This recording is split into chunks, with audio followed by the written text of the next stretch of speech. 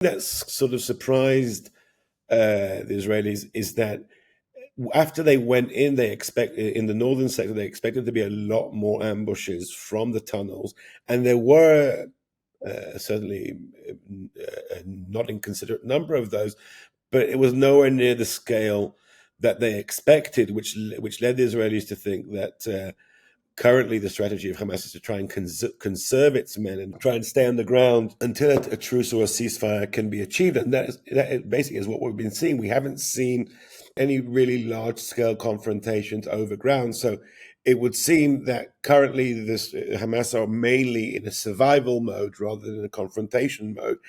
Hello and welcome to Frontline for Times Radio. I'm James Hanson, and today we're talking about the latest in the Israel-Gaza conflict with the Times journalist Anshel Pfeffer, who's been covering the war for the Times. Anshel, thank you for joining us again on Frontline. Good morning, James. Just wanted to start with the latest. Obviously, over the weekend, Israel has escalated its ground operation into the south of the Gaza Strip. Just bring us up to speed with what we understand is happening now. So let's start from Friday morning, which was when the week-long truce ended. The truce, there was an option to extend the truce if Hamas had handed over to Israel a list of hostages for release. Israel was demanding, the whole deal was built around the release of children and women. Hamas had refused for the eighth, or what didn't happen, the eighth tranche of the hostages to release more women and children as Israel demanded. And when the talks didn't reach anywhere on that eve, on Thursday night, early Friday morning, Hamas launched a couple of rockets around 6 a.m. before the truce was supposed to end. And at 7 a.m., Israel resumed its operations in Gaza. We're now 4 days after that. And in this time, Israel is operating basically in three main areas. One, in the parts of northern Gaza where it had already reached before the truce a week earlier. In those areas, there's still a lot of tunnels and other suspected Hamas buildings and infrastructure, which Israel stopped destroying during the truce. Now, a lot of combat engineering, demolition forces are working in that area to, from what I've heard in the last 3 days, they've already destroyed over 100 shafts, tunnel shafts and other such infrastructure. In northern Gaza, there were still a couple of main areas where Israeli forces hadn't reached before the truce. So we're talking, first of all, about the large eastern neighborhood of Gaza City, Shuja'iyah, and slightly to the north of Gaza City, the Jabalia refugee camp. These are areas where it's believed that there still are significant concentrations of Hamas fighters. Israel has since carried out airstrikes on those areas and has started advancing into them on the ground. Now, the third main area, and this is basically the next stage of the war, is the south of the Gaza Strip.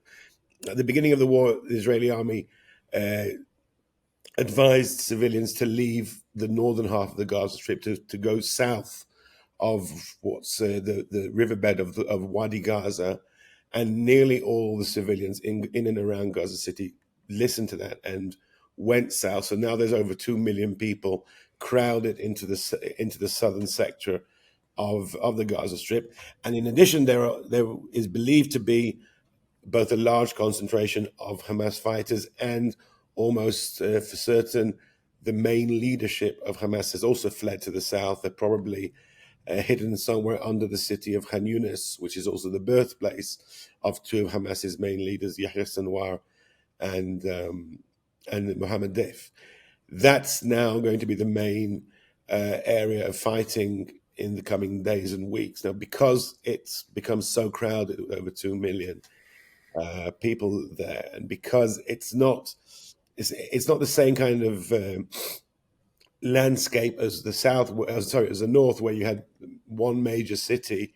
Here you've got a number of smaller towns and villages in the south. So whatever the Israeli army does, they'll probably be using different tactics. And another reason for using different tactics is there's a lot of pressure from the American Biden administration to continue the fighting while minimizing civilian casualties. So we're seeing just the first stages. That we're seeing airstrikes. There are reports of tanks being seen on the outskirts of Han Yunis and Deir el-Balah, that's two of the main towns. Beyond that, it's very hard to say exactly what the Israeli army is doing because there's a lot of fog of war right now. Yeah, we'll come back, Anshel, to the military tactics in a moment. Just on the civilian situation, you mentioned the pressure that the IDF will be coming under from the Americans and other Western allies about it. I mean, where are these people meant to go from the south of Gaza if they're being bombarded? I know that there is talk of some kind of slightly peculiar grid system that's being used and evacuation leaflets being dropped. Can you just explain a bit about that and how much will Israel be factoring in the civilian situation? How much can they really if they're trying to eliminate the Hamas leadership? So very shortly after the truce ended on Friday morning, the IDF put out on social media and in various other outlets a grid or a map of Gaza, which is divided into 620 different sectors. And the idea behind this is to give advance warning of areas where there will be airstrikes and operations on the ground to the local population, so and also to say to them, these are the areas where it'll be safe to move to. Now, we are seeing on the ground from multiple reports that the first places that they've said to go to, which are eastern neighborhoods of Han Yunis, we're seeing a population leaving those areas and going to the areas which the IDF said will be the safe areas. It's impossible to say at this point how efficient that will be. There's a lot of chaos there. There are airstrikes, there's military operations on the ground. There are Hamas fighters trying to control the territory which they ruled, or still rule to some degree. So not only is going to make things easy for the local population to move around and to go from one area to another, but that's currently the system that they've put in place. Just on those tunnels, you mentioned that, I think Israel say they've identified about 800 tunnel shafts and they've cleared or they've destroyed 100 or so far. Are we now assuming that their tactics in terms of dealing with those tunnels is to destroy the entranceways as opposed to going into them themselves and clearing them out that way? Well, there are standing orders not to go into the tunnels. The tunnels are places where the Israeli army doesn't know exactly where they are, what direction, who may be in. The moment you go into an enemy tunnel, then all the advantages you may have as an army have been lost. All the advantages are on the side of whoever made the tunnel and whoever's defending the tunnel. So with very, very few exceptions, except places like the tunnel under Shifa, where they had some kind of information, the Israeli army does not go into the tunnels. Just to make it clear, they destroyed 100 tunnel shafts in the last 2 or 3 days. They destroyed 400 of the 800 in the weeks leading up to the truce. So of the 800 odd, and they've probably found more since, that they had located, they'd already destroyed half. Now that is the policy now, not to go inside. If there's time, if they can, they may send some robots, or they may send dogs with cameras into the tunnels to try and get some kind of an impression, whether this is just an offshoot or it's a more central tunnel or hub. But by and large, the policy is you find a shaft, you either bulldoze it with heavy mechanical equipment, or you put in explosives and blow it up.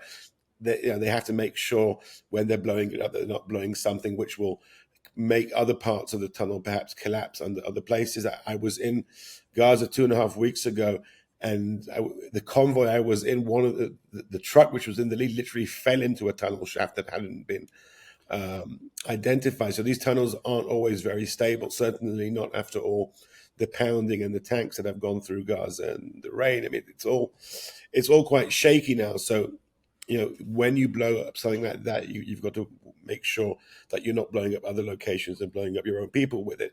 But that is the tactic, to just go over the tunnels, destroy them as they're found, and not go inside and fight them. And it's one of the reasons why it's unclear how many Hamas fighters still remain in Gaza and how many of them are still alive, because there is an assumption that in some cases at least, Hamas fighters who were hiding in the tunnels have been killed inside the tunnels or trapped inside the tunnels. It was one of the reasons why it was so important for Hamas to have a truce, so they could try and get their people out, or replenish them, get them whatever supplies, because this is Hamas's tactic, to use those tunnels to keep its people, keep its men alive while the Israelis are overground.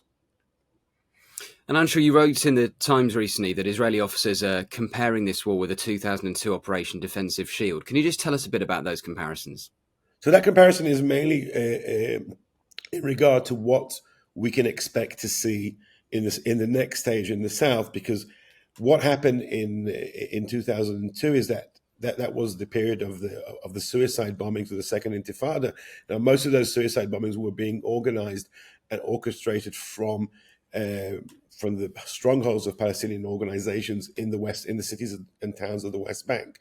That operation wasn't going in all in one go against everybody, but they went in town or city, stage by stage, over a period of a month and a half. And the Israeli officers I've been speaking to in recent weeks said that when they go into the south, which is what's happening now, they won't go in all with the massive forces that they went in around Gaza City. They'll probably take town by town. It looks like they're targeting Khan Yunis first, and then, assuming that the war will continue, that they'll probably target other towns and villages in the south in different stages. Khan Yunis seems to be the priority because of the Hamas leadership, which is believed to be there. And just tell us a bit more, if you can, Anshel, about the differences operationally of fighting in the north of Gaza and the south of Gaza. Well, the moment you have a lot more civilians in this area, you're going to, and Israel is certainly trying, or under international pressure to try and avoid more large numbers of civilian casualties, then the level of forces you can use, the level of firepower you can use, is different. There'll be less widespread bombing. There'll probably be more attacks using smaller bombs, trying to target specific floors of buildings rather than flatten entire buildings. And also the use of armor. Israel is already using armor in the south, but I don't think we'll see the same extent of entire armored divisions going into Gaza City. I don't think we'll see that extent in the south. It's hard to accurately predict how they'll do it, but it'll probably be more mobile and smaller forces involved in this stage of the campaign. And do we know how successful Israel is at the moment in terms of eliminating some of the senior leadership of Hamas? I know they managed to kill one commander in the last few days. Do we know if they've managed to have any more success?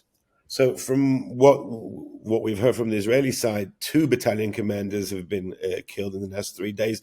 Both of them are still in the north, in the areas where the IDF is still going into the remaining strongholds in the north. In the south, we haven't yet heard news of a senior commander on the military side being killed, but you can assume that will happen. But really the main target here is the triumvirate leading Hamas, which is Sinwar, who is basically the overall chief of Hamas in Gaza, and the 2 commanders of the military wing, Mohammed Def, who's the official commander, and his deputy, Marwan Issa, who is actually the guy running the military operations on a daily basis. These are the 3 chief targets of Israel, and whether or not that they'll succeed in finding them is another matter. There are also theories that perhaps these 3 will try and use one of the tunnels under the Egyptian border and escape from Gaza altogether, but that remains to be seen. And how concerned will the Israeli government be about some of the warnings that you're hearing now from the US and other Western allies about potentially radicalizing people in Gaza if they go, I don't want to say too far, but if their tactics are inappropriate in this conflict? I think that the word radicalizing in relation to Gaza is slightly misleading. Gaza is the birthplace of Hamas. Hamas is not just a military terror organization. Hamas is also has large social and political wings. It basically began as sort of a youth movement over 40 years ago in an Islamic movement about over 40 years ago in Gaza, and that doesn't mean in any way that everybody in Gaza supports Hamas. That's not the case, and we've seen in recent days actually people turning against Hamas members in the streets of the Gaza Strip and blaming them for what's happening, for bringing down this tragedy on Gaza. But it's not as if you need to do something to make people in Gaza support Hamas. Hamas is a local organization. It's not like ISIS, which came into places like Mosul and other cities in Iraq and Syria and imposed themselves. It's a local organization, and people naturally see it as their people, whether or not they support them politically. So I'm not sure that this talk of radicalization, as if it's suddenly some foreign organization coming in and radicalizing the youth, is the right framework to talk about what's happening in Gaza. Just want to ask you, Anshel, about the situation in the Red Sea, because it would appear that Iranian-backed Houthi rebels have had some success striking 3 commercial ships with links to Israel in the Red Sea. Just tell us a bit more about that. Well, these ships are as linked to the UK as they are to Israel, by the way. Yeah, this is one of the places where Iran has traditionally seen as a pressure point that it can use. It used to be more happening in the Gulf with their power to pressure shipping routes. Now they're using the Houthis as a certain sort of at arm's length, but it's the same kind of tactic. There are shipping routes in the Red Sea and going around Yemen and the Arabian Peninsula and then into the Gulf, where even small organizations, relatively small because the Houthis aren't such a small organization anymore, but relatively small and weak players can exert pressure. And Iran isn't going all in to help Hamas. Iran hasn't used its main proxy, Hezbollah, on Israel's northern border to launch another war. What we're seeing on Israel's northern border with Hezbollah is sort of a daily skirmishes, but not a full-scale war. And the same thing is with the Houthis. The Houthis don't have a border with Israel. They don't have any historic conflict with Israel. You know, these are countries which are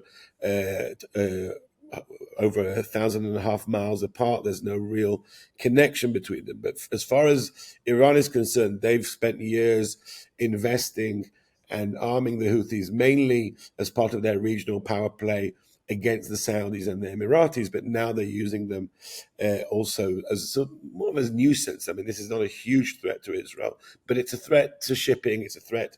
It's something which does harm Israeli interests. The Houthis have also fired a number of times missiles towards Israel. Once again, the threat here is not huge. They can hit perhaps Israel's most southern city, Eilat, with a few missiles that will create some damage, but nothing major.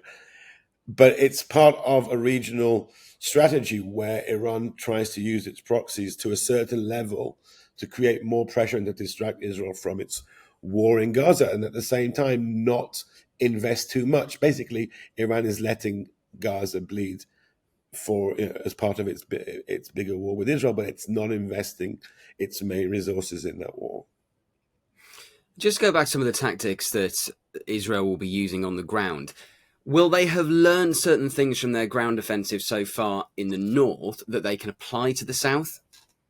Well, every army, I think, is constantly evolving and learning, and just any force which is there on the ground is constantly looking for signs of how the enemy acts, how it launches ambushes, how it tries to hide. What are the telltale signs of an ambush?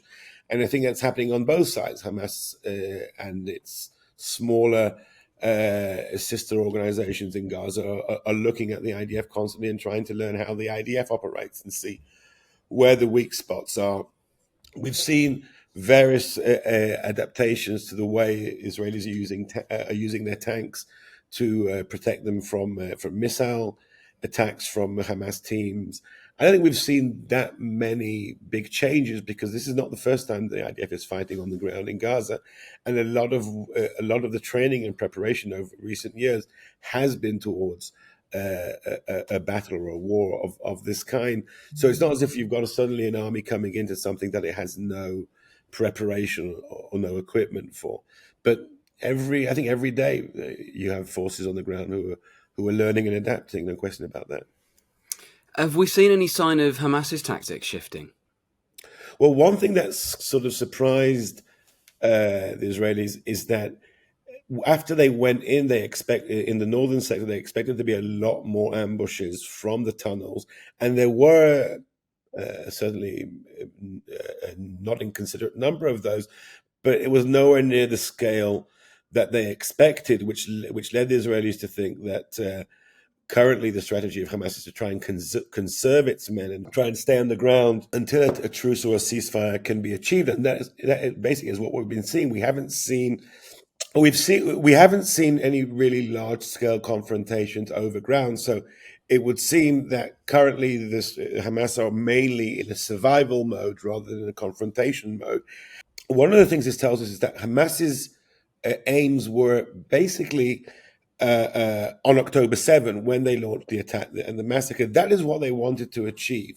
After that, they basically wanted to, their intention wasn't to continue a war with Israel. They wanted to inflict as much damage and harm on Israel as they could, to take into Gaza as many hostages as they could, and then hunker down for as long as Israel continued its attack, and then negotiate using the prisoners and barter them to try and get their convicted terrorists out of Israeli prisons. What I think has surprised Hamas, and which is why they were trying so hard to get to a truce, is that they didn't expect Israel to respond with so much force. I think they expected there to be a relatively short period of Israeli airstrikes, perhaps some limited operations on the ground. I don't think Hamas imagined Israel going in with so much force and basically destroying Gaza City and going after them into their tunnels, or not literally into the tunnels, but trying to destroy the tunnels on their heads. That does seem to have taken Hamas by surprise, and that's why they're continuing with this sort of hunkering down survival mode way, trying to conserve as many of their fighters as they can, and trying to conserve their own power to retake control of Gaza the moment the Israelis use. And what we're seeing now, I think, in this stage of the war, is between both sides sort of a battle for time. Israel wants to be able to operate there for as long as they can, so they can maximize the destruction of Hamas's capabilities and at some point get to the leadership and take it out. And Hamas wants there to be a truce or a ceasefire as soon as possible, so they can keep as many of their people alive, so they can keep control of Gaza. And that is where this war will be decided, in the time that Israel has on the ground to continue causing that damage to Hamas, while Hamas need for Israel to have need to try and survive until the moment that Israel, under international pressure, has to stop the operation. Do you think there is any prospect of a new truce at any time soon? Well, there were two reasons that there was a week-long truce. The first reason is that Israel wanted to try and get as many of its people out of captivity, and the truce was built around there being at least 10 hostages released every day of the truce. And the other thing was pressure from the Biden administration to agree to this. Now, in the next few weeks, I don't see another truce happening, because Hamas wants to demand a much higher price for the remaining hostages, and Israel's insisting that, first of all, the remaining women and children, and that's a small number. There's 16 women and children, or 17, according to Israel. Hamas says they can't find them. They want to start negotiating about other categories of hostages, and that I don't see that being solved in the next week or so, at least, if not more. But I think at some point, yes, at some point, we'll get back to the point where Hamas and Israel have managed to reach through the brokers, through the Egyptians and the Qataris, and with the Americans as well, a point where some kind of agreement can be achieved on the release of more hostages. And that's when we'll see another truce, or perhaps even a longer ceasefire. We're not there, I think, at this moment, but come back to me in a couple of weeks. We may be there then. And just finally, Anshel, when we spoke a few weeks ago, you were talking about the political pressure that Netanyahu is now under. And I know you've been writing about the increasing strain that his coalition is under. Just give me your assessment of his position right now. Well, those pressures have only increased, and we're seeing the beginnings of rebellion in the coalition and in his own party, Likud. There's an emergency budget that has to be voted through the Knesset in the next few days, and there are already ministers in Likud who are saying that they can't support the budget. I think Netanyahu will overcome this nascent rebellion, but it's a sign of what's in store. And the moment that there is a longer ceasefire, I think there will be both elements within the coalition, and certainly the part of the opposition which has joined the coalition on a temporary basis, Benny Gantz's National Unity Party, which is now part of the war cabinet and officially part of the coalition. I don't see them staying for very long once there's a ceasefire. So at that point, there probably will be a majority either to replace the prime minister or more likely to hold early elections. But once again, that's something that probably won't happen before there's a ceasefire, so it's a bit premature to predict how that will take place. Anshel, we always appreciate your time. Thank you so much for joining us on Frontline. Thanks for having me. Thank you for watching this episode of Frontline for Times Radio. For more on the war in Ukraine, subscribe to the Times Radio YouTube channel. Listen to Times Radio on your digital radio, or you can read the Times online with your digital subscription or in print. Thank you and goodbye.